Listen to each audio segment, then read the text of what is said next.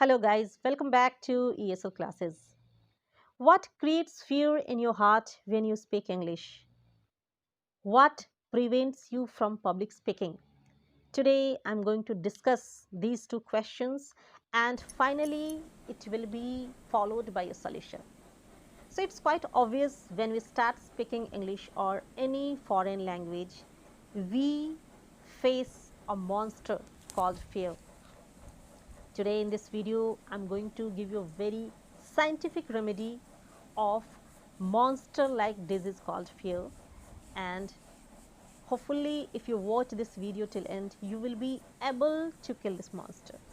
My name is Kasser Nahid and I'm a certified English teacher who help you acquire English as second language. If you haven't subscribed to my channel yet, please go for it because I keep creating such content which carries lofty ideas, and it also provides you positive vigor, guts and courage which are highly required while speaking a foreign language. So let's roll into the video.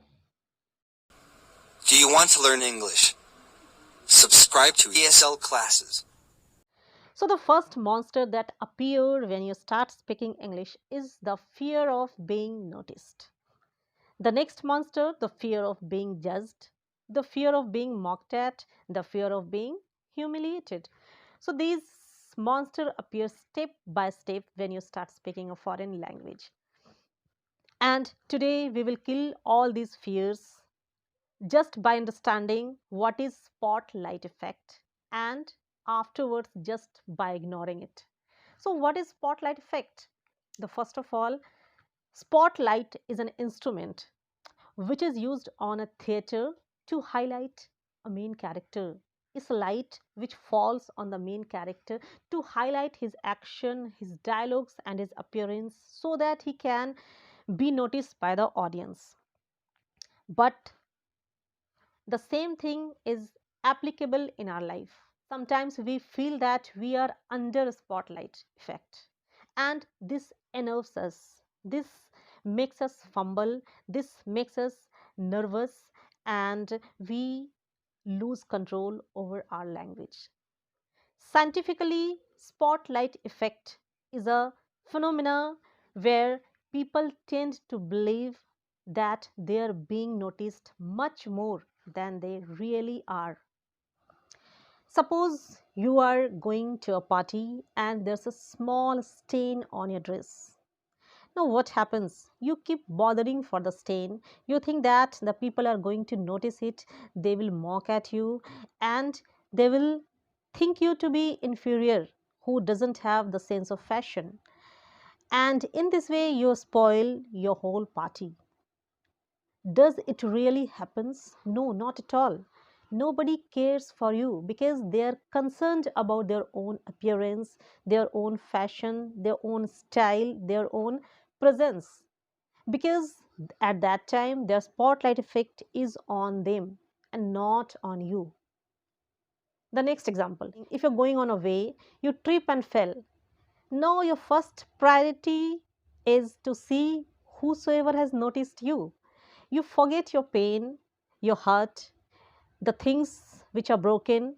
You only see that if someone has noticed me or not. And you feel very delighted when you see that, oh, I'm saved. No one has noticed. No one has mocked at me. So this is called a spotlight effect. At that time, you are under the spotlight effect. You think that everyone is noticing me, but nobody has time to see you. So spotlight effect is a self-created misconception and it is the real monster that keeps frightening you about the public responses. And this also happens when you speak a new language. You think that everybody is marking your fault, everybody is marking your mistake, and later on they will mock at me.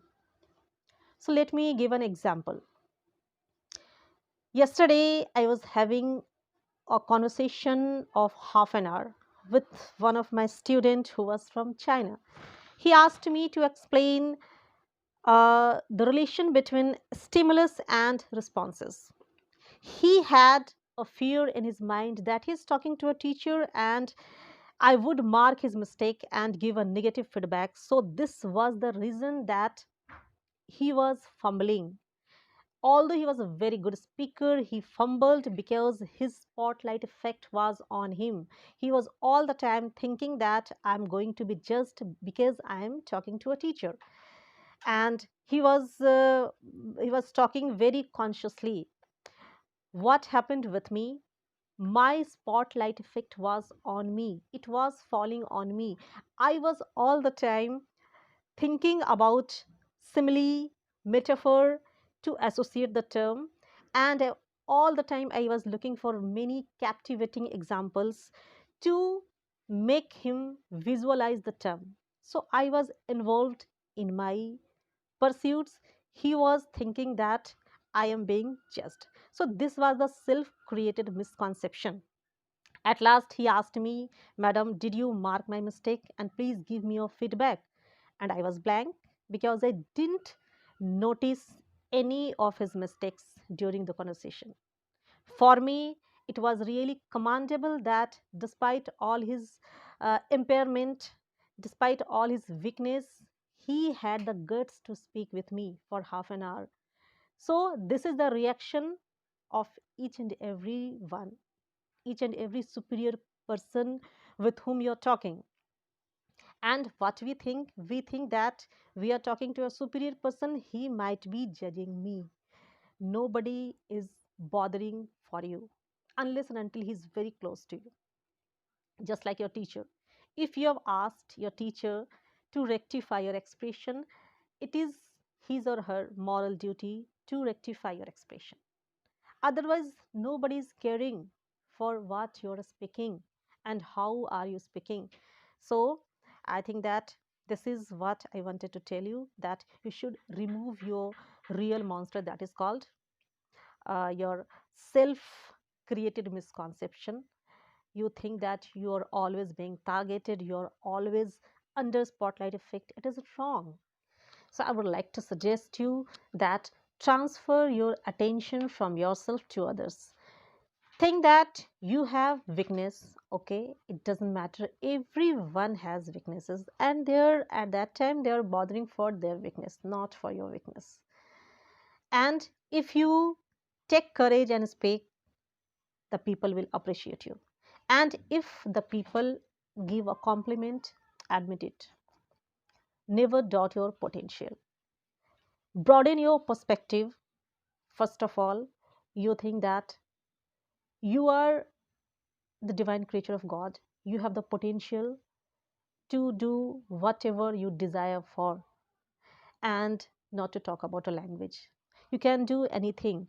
This is the positivity which you should inculcate in yourself and choose to ignore the spotlight effect.